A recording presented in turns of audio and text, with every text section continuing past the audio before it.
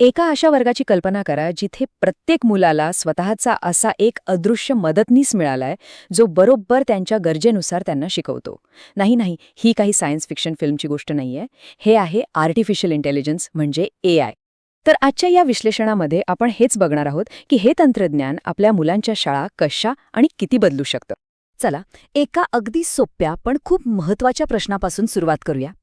विचार करा, एकाच वर्गात बसलेल्या प्रत्येक मुलाची शिकण्याची पद्धत, त्याचा वेग सारखा असतो का? अर्थातच नाही, बरोबर? मग तरीही आपण सगळ्यांना एकाच मापात का बसवतो?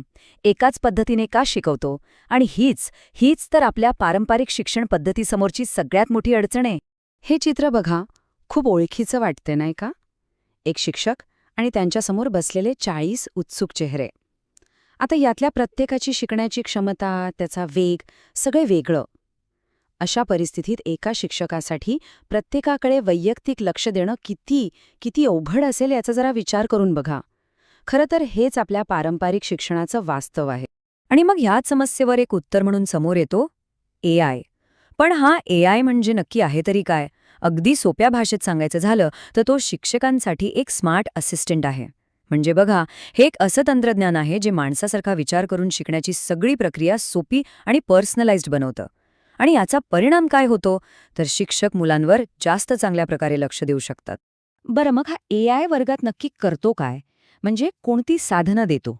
कारण हे फक्त एक मोठं नाव नाहीये, तर याची काही ठोस वापरता येण्यासारखी उपकरणं आहेत. आणि ही उपकरणं शिक्षक आणि विद्यार्थी दोघेही वापरू शकतात. चला तर मग बघूया, या AIच्या टूलकिटमध्ये नक्की काय दडलंय. इथे बघा, ह्या टेबलमध्ये AIची खरी जादू दिसते. म्हणजे विचार करा, अडॅप्टिव्ह प्लॅटफॉर्म काय करतात?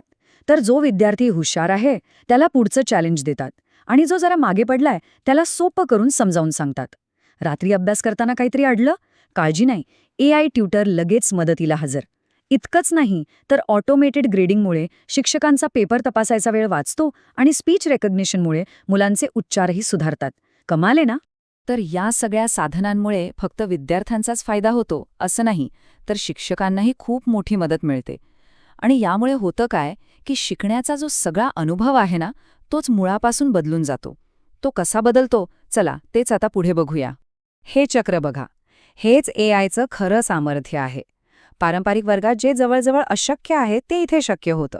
बघा, विद्यार्थी अभ्यास करतो, मग सिस्टीम त्याच्या चुका ओळखते आणि पुढचा धडा आपोआप त्याच्या गरजेनुसार बदलला जातो. म्हणजे आता प्रत्येक विद्यार्थ्यासाठी त्याचा स्वतःचा एक वेगळा शिकण्याचा मार्ग तयार होतो. आता इथे बघा, AIमुळे शिक्षकांच्या भूमिकेत किती मोठा बदल होतोय ते. पूर्वी काय व्हायचं, शिक्षकांचा बराचसा वेळ पेपर तपासण्यात, रिपोर्ट बनवण्यात अशा कामांमध्ये जायचा. पण आता AIमुळे काय होतं, ही सगळी रटाळ कामं AI करतो. आणि त्यामुळे शिक्षकांना मोकळा वेळ मिळतो विद्यार्थ्यांशी बोलायला, त्यांच्या अडचणी समजून घ्यायला आणि त्यांना योग्य मार्गदर्शन करायला. हा खूप मोठा बदल आहे. मला वाटतं AIचा सगळ्यात सुंदर उपयोग हा आहे की तो कोणालाही मागे सोडत नाही. म्हणजे बघा, ज्या मुलांना ऐकायला त्रास होतो त्यांना AI ऐकवून दाखवतो. जे विद्यार्थी थोडे हळू शिकतात त्यांना त्यांच्या गतीनं शिकण्याची संधी देतो. आणि ज्यांची भाषा वेगळी आहे त्यांच्यासाठी तर तो एका दुभाषेसारखं काम करतो. यामुळे शिक्षण खऱ्या अर्थाने सर्वांसाठी खुलं होतं. पण थांबा, प्रत्येक नवीन तंत्रज्ञानासारखंच AIच्या बाबतीतही काही आव्हानं आहेत, काही गंभीर प्रश्न आहेत. आणि आपण त्याकडे दुर्लक्ष करून अजिबात चालणार नाही. त्यामुळे त्यांचाही विचार करणं तितकंच महत्त्वाचं आहे. तर मग प्रश्न असा आहे की ह्यात काही धोके आहेत का? ह्या तंत्रज्ञानाचे काही रिस्क फॅक्टर्स आहेत का? याचं उत्तर आहे हो, नक्कीच आहेत. आणि त्यांच्यावर विचार करणं खूप गरजेचं आहे. मुख्यतः 3 गोष्टींवर आपल्याला लक्ष ठेवावं लागेल. पहिली गोष्ट म्हणजे विद्यार्थ्यांचा डेटा, त्यांची वैयक्तिक माहिती. ती पूर्णपणे सुरक्षित कशी राहणार याची खात्री काय? दुसरा मुद्दा, AIची सिस्टीम. ती कोणत्याही विद्यार्थ्याबद्दल पक्षपातीपणा करणार नाही हे कसं ठरवणार? आणि तिसरा आणि सगळ्यात महत्त्वाचा मुद्दा, हे कायम लक्षात ठेवायला हवं की AI हे फक्त एक साधन आहे. ते कधीही शिक्षकांच्या मार्गदर्शनाची, त्यांच्या मायेची जागा घेऊ शकत नाही. आता जरा प्रत्यक्षातल्या अडचणींबद्दल बोलूया. हा चार्ट बघा, यात 3 मोठ्या समस्या दिसतायत. पहिली, अर्थातच या तंत्रज्ञानाचा प्रचंड खर्च. दुसरी, शिक्षकांना हे सगळं वापरायचं प्रशिक्षण देणं. आणि तिसरी, जी खूपच महत्वाची आहे, ती म्हणजे श्रीमंत आणि गरीब शाळांमधली दरी वाढण्याचा धोका. असं व्हायला नको की या तंत्रज्ञानामुळे समाजात विषमतेची एक नवी भिंत उभी राहील. पण या सगळ्या आव्हानांच्या पलीकडे एक खूप रोमांचक भविष्य आपली वाट बघतंय. जरा कल्पना करा, भविष्यातली शाळा कशी असेल? एआयमुळे आपल्या वर्गांचं रूप कसं आणि किती बदलून जाईल? आजकाल आपण टॅबलेटवर शिकवणारे ॲप्स बघतो, बरोबर? पण भविष्यात काय होईल? विद्यार्थी VR हेडसेट लावून घरात बसल्या बसल्या इजिप्तचे पिरॅमिड्स बघू शकतील किंवा ॲमेझॉनच्या जंगलात फिरून येऊ शकतील.